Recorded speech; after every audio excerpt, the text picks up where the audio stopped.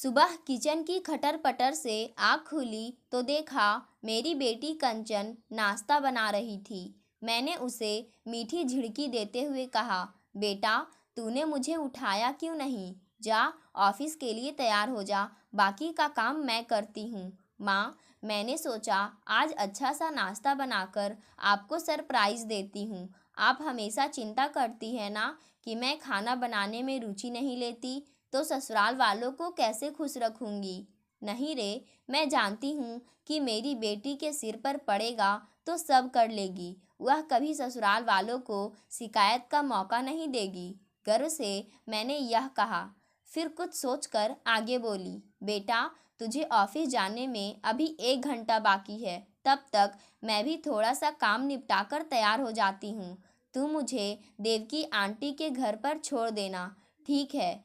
मैंने उसको मना करने का मौका ही नहीं दिया। वह मेरी बात सुनकर मुस्कुरा दी और बोली, अच्छा वही आंटी जो परसों पापा के साथ आपको मॉल में मिली थी? आपकी बचपन की सहेली जिनके बारे में बातें बताने में आपने रात में बहुत देर तक मुझे और पापा को जगाए रखा था। अब समझी, इसीलिए इतना मस्का लगाया जा रहा था। अब तो आपको लेकर जाना ही पड़ेगा, क्योंकि मैं जानती हूँ कि मेरी मम्मा कुछ मामलों में कभी समझौता नहीं करती। हाँ रे, उससे मिलने के बाद उसके बदले रंग रूप को देखकर उसके बारे में जानने के लिए बेचैन हूँ। कार में बैठकर कंचन ने देवकी से उसका पता पूछा। उसका घर उसके ऑफिस के रास्ते में ही था। कंचन ने चैन की सांस ली कि वह ऑफिस के लिए लेट नहीं होगी। देवकी अपने घर के दरवाजे पर ही मेरी प्रतीक्षा कर रही थी। कंचन ने बाहर से ही विदा लेनी चाही तो देवकी ने उससे कहा, नहीं, पहली बार घर आई है, थोड़ी देर तो रुकना ही पड़ेगा। अपनी प्यारी सहेली की बेटी को जी भरकर देख तो लूं। और उसका हाथ पकड़कर उसे अंदर ले आई। ड्राइंग रूम के अंदर घुसते ही मेरी निगाह दीवार पर लगी मनोज की माला पहने हुए बड़ी सी फोटो पर पड़ी, जैसे कि वह देवकी की सुनी मांग की गवाही दे रही हो। फोटो की ओर उंगली इंगित करते हुए सहसा मैंने सकते की हालत में बोल पड़ी, यह कब और कैसे हुआ? मैं पूछ ही रही थी, तभी माँ माँ की आवाज़ लगाते हुए देवकी के बेटे रोहन के कमरे में प्रवेश करने के साथ ही मेरा प्रश्न अनुत्तरित रह गया। वह अचानक हमें देखकर अचकचाकर झेंप गया। मेरे पैर छूते हुए उसने कंचन की ओर प्रश्नवाचक दृष्टि से देखते हुए अचंभित होकर बोला, अरे कंचन, तुम यहाँ कैसे? वह मेरी तरफ झेपते हुए देखकर बोला, आंटी यह आपकी मेरी बेटी है, तुम इसे कैसे जानते हो? मैंने उसकी बात बीच में ही काटते हुए कहा, अरे माँ, यह मेरे ही ऑफिस में काम करता है। मुझे पता ही नहीं था कि यह देवकी आंटी का बेटा है। तुम्हें ऑफिस जाना है तो मेरी ही गाड़ी से चलो, लौटते समय यहीं आकर आंटी को अपने साथ ले जाना। उनके इस अप्रत्याशित अनौपचारिक वार्तालाप को मैंने और देवकी ने अवाक होकर मुस्कुराकर देखते हुए उनको जाने की मुख स्वीकृति दे दी।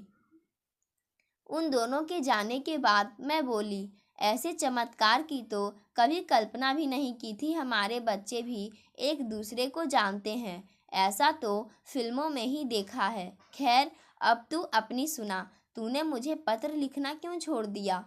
मैंने इधर कुछ सालों से तुझे फेसबुक पर भी कितना ढूंढा, लेकिन सब व्यर्थ। वह मेरी उत्तेजना को शांत करते हुए बोली, बैठ तो मैं तुझे सब बताती हूँ। थोड़ी देर के लिए वह कुछ सोच में पड़ गई, जैसे समझ ना पा रही हो कि वह कहाँ से बातों का सिलसिला शुरू करे। फिर अपने को थोड़ा संयत करते हुए बोली, जयपुर में ग्रेजुएशन पूरी करने के बाद तू तो दिल्ली चली गई। मनोज पिता के व्यवसाय में लग गया और मैं प्राइवेट स्कूल में पढ़ाने का कार्य करने लगी। एक दिन अचानक मेरा एक पत्र मनोज के पिता के हाथ लग गया। उन्होंने उससे पूछताछ की तो उसने मेरे बारे में उन्हें सब कुछ सच सच बता दिया। उसने यह भी बता दिया कि वह मुझसे विवाह करना चाहता है, लेकिन मुझसे मिलने के बाद उसके माता पिता ने मुझसे विवाह की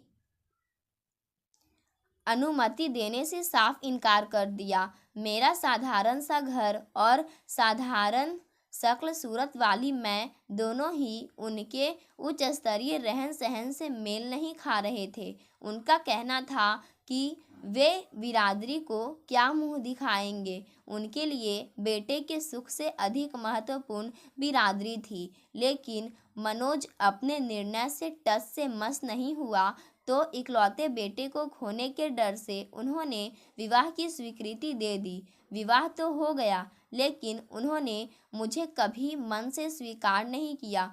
मैंने हर तरीके से उनको खुश रखने की कोशिश की, लेकिन उनकी कल्पना में बसी बहू का स्थान मैं कभी नहीं ले सकी।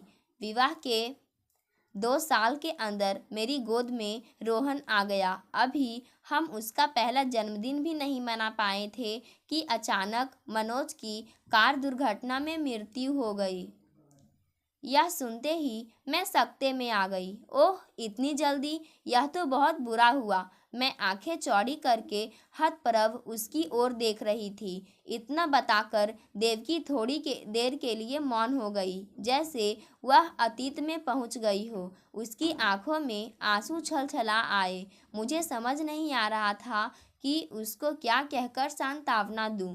मैं कुछ भी बोलने की स्थिति में नहीं थी। उसने तटस्थ होकर आगे बताया, उसके बाद तो मेरे सास ससुर ने मुझे यह कहकर प्रताड़ित करना शुरू कर दिया कि मेरा मनहूस साया पड़ने के कारण ही उनके बेटे की असमय मृत्यु हो गई है। मेरा ससुराल में रहना दूभर हो गया था, इसलिए मैं अपने माता पिता के पास लौट गई। मैंने फिर से स्कूल में पढ़ाना शुरू कर दिया। मेरे माता पिता ने इकलौती संतान होने के कारण मुझे कभी किसी चीज़ की कमी नहीं होने दी। मनोज की कमी की भरपाई करने के लिए भी उन्होंने मेरा दूसरा विवाह करने की बहुत कोशिश की, लेकिन मैंने उनको अच्छी तरह समझा दिया कि मनोज का स्थान मेरे जीवन में कभी कोई नहीं ले सकता। अंत में उनको मेरे इस इरादे से समझौता करना ही पड़ा। मेरे माता पिता मेरे दुख से अंदर ही अंदर घुलकर एक के बाद एक इस संसार से विदा हो गए। उस समय रोहन की उम्र 14 वर्ष थी। समय बीतता गया और रोहन की पिलानी से इंजीनियरिंग की पढ़ाई पूरी करने के बाद बेंगलुरु की एक कंपनी में नौकरी लग गई। रोहन की नौकरी लगने के बाद मैं भी जयपुर छोड़कर उसके साथ रहने के लिए बेंगलुरु चली गई। थोड़ी देर के लिए उसकी वाणी पर विराम लग गया था। मैंने कहा, मुझे अफसोस है कि मैंने तुम्हारे घाव हरे कर दिए। नहीं रे, तुझसे अपना दुख बांट कर तो मेरा मन हल्का हो रहा है। अब तू ही बता, इतना कुछ झेलते हुए तुझे मैं कैसे पत्र लिखती। लेकिन यह सच है कि मैं तुझे कभी नहीं भूली। उसने गहरी सांस लेते हुए कहा। तभी तो कुदरत ने हमें दोबारा मिला दिया। मैंने वातावरण को हल्का करने के लिए कहा। थक गई होगी मेरी राम कहानी सुनते सुनते, मैं चाय बनाकर लाती हूँ, कहकर वह उठकर चली गई। चाय पीते पीते मैंने बातों का सिलसिला जारी रखते हुए पूछा, लेकिन बेंगलुरु से यहाँ पूना कब और क्यों आई? इसके पीछे भी एक बहुत बड़ा कारण है। इतना बोलने के बाद क्षण भर के लिए वह चुप हो गई। मैं अवाक सोच में पड़ गई कि अब पता नहीं वह और कौन से जीवन के दुखद राज खोलेगी। उसके चेहरे के भावों से यह तो ज्ञात हो ही रहा था कि उसका यह अनुभव भी सुखद नहीं होगा। उसने कहना शुरू किया, रोहन की अच्छी कंपनी में नौकरी लगने के बाद मैं उसके विवाह के सपने देखने लग गई थी। उसके विवाह के बारे में मैं सोचूं इसके पहले ही उसने बताया कि वह अपनी एक सहकर्मी को मेरी बहू बनाना चाहता है। मेरा मन खुशी से फूला नहीं समाया कि इससे अच्छा और क्या है कि मेरे बेटे ने स्वयं ही लड़की ढूंढ ली है। एक दिन वह नीरू को ऑफिस से अपने साथ ही मुझसे मिलाने ले आया। वह शक्ल सूरत से प्यारी थी, पढ़ी लिखी थी और फिर मेरे बेटे को पसंद थी। सो मुझे कुछ सोचने की आवश्यकता ही नहीं लगी। विवाह के बाद धीरे धीरे बहू की तुनक मिजाजी, हर बात में बहस करना, अपनी बात मनवा कर छोड़ना, छोटी छोटी बातों पर रूठकर अपने मायके जाकर बैठ जाना मुझे और रोहन को अखरने लगा। मैंने उसे बहुत समझाने की कोशिश की कि विवाह एक समझौता है, लेकिन वह मेरी बात अनसुनी कर देती थी। उसकी माँ ने उसको कभी समझाने की कोशिश नहीं की। अंत में वही हुआ जिसकी मैंने कल्पना नहीं की थी, तलाक। उसके बाद हमारा मन बेंगलुरु में नहीं लगा। रोहन ने यहाँ दूसरी नौकरी ढूंढ ली और 6 महीने पहले हम यहाँ आ गए। मैं ना अच्छी बहू बन सकी और ना अच्छी सास। उसने एक सांस में सब कुछ कह दिया। गहरी उदासी उसके चेहरे से झलकने लगी। उसको सहज करने और हिम्मत देने के लिए मैंने कहा, अरे ऐसा क्यों सोचती है? गलत लोगों से रिश्ता होने के कारण अपने आप को कम मत आंक। यह तो उन लोगों की बेवकूफ़ी है कि उन्होंने तेरी कद्र नहीं की। उसे एक दुर्घटना समझकर भूल जा। मनोज और अपने माता पिता के जाने के बाद मैं अपने को बहुत अकेला महसूस कर रही थी, लेकिन अब तुझसे मिलने के बाद यह एहसास कम हो गया है। अब तू अपने तथा अपने परिवार के बारे में भी तो कुछ बता। उसने थोड़ा तटस्थ होकर उत्सुकता से पूछा। प्रत्युत्तर में मैंने बताया, मेरा तो जीवन सीधा सपाट है। मेरे 2 बच्चे हैं। बड़ा बेटा अपने परिवार के साथ अमेरिका में बस गया है। एक बेटी और पति है। उससे तो तू मिल ही चुकी है। मुझे देवकी के घर आए कई घंटे हो गए थे। हमने जी भरकर पुरानी यादों के समुद्र में गोते लगाए। देवकी ने कहा कि आज पता नहीं कितने वर्षों बाद उसे हंसी आई है। अचानक कंचन के कार के हॉर्न की आवाज़ बाहर सुनाई दी तो मैं घर लौटने के लिए खड़ी हो गई। देवकी ने खाना खाकर जाने का मुझसे बहुत आग्रह किया, लेकिन मैंने फिर कभी कहकर उससे जाने की अनुमति मांगी। 2 दिन बाद ही रविवार था। देवकी को अपने बेटे के साथ अपने घर पर रात के खाने के लिए आमंत्रित करके मैंने विदा ली। रविवार शाम को देवकी अपने बेटे के साथ हमारे घर आ गई। आने के बाद वह बार बार कह रही थी कि मुझसे मिलने के बाद वह बेहद खुश है। इधर मेरा भी यही हाल था। खाते हुए उसे इस बात की बहुत खुशी हुई कि इतने सालों में भी मैं उसकी पसंद को नहीं भूली हूँ। खाना खाने के बाद बहुत देर तक बैठकर बातें होती रही। कब रात के 11 बज गए पता ही ना चला। इसके बाद आए दिन हम लोग एक दूसरे के घर जाने लगे थे। कंचन अक्सर मुझे देवकी के घर छोड़ती हुई रोहन के साथ ऑफिस चली जाती है और लौटते समय मुझे लेती हुई घर आ जाती। समय अपनी रफ्तार से बीत रहा था। समय में बदलाव के अनुसार मैंने एक दिन कंचन से पूछा, बेटा, समय से सभी काम होने चाहिए। मैं चाहती हूँ कि तू अगले महीने 25 वर्ष की हो जाएगी। अब तेरी शादी होनी चाहिए। तुझे कोई पसंद है तो बता दे, नहीं तो मैं कोशिश करूँ। वह जैसे इसी मौके की ताक में ही थी। बिना किसी भूमिका के सपाट स्वर में बोली, मम्मा, मैं और रोहन आपस में शादी करना चाहते हैं।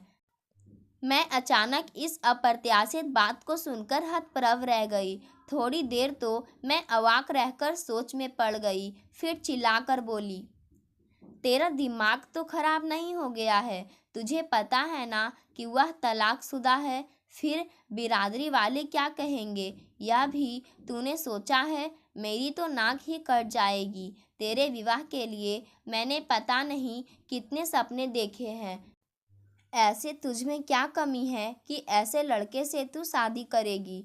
तो क्या हुआ माँ, तलाक होने के बाद कोई पुरुष भविष्य में क्या अच्छा पति नहीं बन सकता? इसमें उसकी कोई गलती नहीं है। यह उसके समय की विडंबना ही समझो। उसने मुझसे कोई बात छिपाई नहीं। मुझे तो वह पहले ही बहुत पसंद था, लेकिन जब पता लगा कि उसकी माँ आपकी बचपन की सखी है तो मुझे अपने रिश्ते पर गर्व होने लगा। और क्या गारंटी है कि अविवाहित लड़के के साथ मैं खुश ही रहूंगी। मैंने अपने पति को बुलाकर कंचन को समझाने की बात कही तो मेरे पति सारी स्थिति समझकर बोले, समय बहुत बदल गया है। कंचन पढ़ी लिखी लड़की है, इसको अपनी पसंद का जीवन साथी ढूंढने का पूरा अधिकार है। जाना पहचाना परिवार है, लड़का भी अच्छी पोस्ट पर काम कर रहा है। जब उसके तलाकशुदा होने से कंचन को कोई ऐतराज नहीं तो हमें क्यों है। मैंने अमेरिका फ़ोन करके अपने बेटे बहू से भी सलाह ली तो उन्होंने भी कहा कि जब कंचन राजी है तो उनको भी कोई आपत्ति क्यों होगी। सबके तर्क के सामने मेरे लिए सोचने को कुछ बचा ही नहीं था। मैंने फिर इस संबंध में गहराई से मनन किया तो मुझे भी लगा कि आजकल समय इतना बदल गया है कि अनजान परिवार में रिश्ता करना भी ठीक नहीं है। देवकी को तो मैं बचपन से जानती हूँ, इसलिए कंचन की पसंद पर मुहर लगा देना ही ठीक है। अगले दिन मैं अपने पति के साथ बिना देर किए देवकी के घर पहुँच गई। हमें अचानक आया देखकर वह अचंभित होकर बोली, अरे आप लोग अचानक कैसे। उसकी बात पूरी भी नहीं हुई कि मैं बोली, बात ही कुछ ऐसी है कि हम रुक नहीं पाए। हम अपनी बेटी को तुम्हें सौंपना चाहते हैं। मैंने बिना किसी भूमिका के एक सांस में बोल दिया, जैसे मुझे पूरा विश्वास था कि देवकी इस रिश्ते के लिए एकदम तैयार हो जाएगी। और वही हुआ। इस अप्रत्याशित प्रस्ताव की तो उसने कभी कल्पना भी नहीं की थी। वह खुश होकर बोली, मेरे लिए इससे अधिक खुशी की बात क्या हो सकती है। लेकिन कंचन को पता है ना कि रोहन, उससे तो पूछो। उसके कहने से ही तो हम यह प्रस्ताव लेकर यहाँ आए हैं। रोहन और कंचन दोनों ही एक दूसरे को चाहते हैं, बस तुम्हारी स्वीकृति मिलनी बाकी थी। और हर्षा तिरेक में हम दोनों सखियाँ एक दूसरे से लिपट गई। मैंने हंसते हुए कहा, देवकी तुझे याद है हमने आपस में कई बार कहा था कि हम अपने बच्चों की शादी आपस में करके एक दूसरे से रिश्तेदारी जोड़ लेंगे। हमारा इतने सालों बाद मिलना केवल एक हादसा नहीं है, बल्कि कुदरत की ही सुनियोजित योजना है। कहते हैं जोड़े ऊपर से बनकर आते हैं। अच्छा, अब यह बता, दहेज में तुझे क्या चाहिए। तुम्हारी प्यारी सी बेटी कंचन। देवकी के इतना कहते ही हम सभी खिलखिलाकर हंस पड़े। पाठकों, आज की कहानी यहीं समाप्त होती है। धन्यवाद।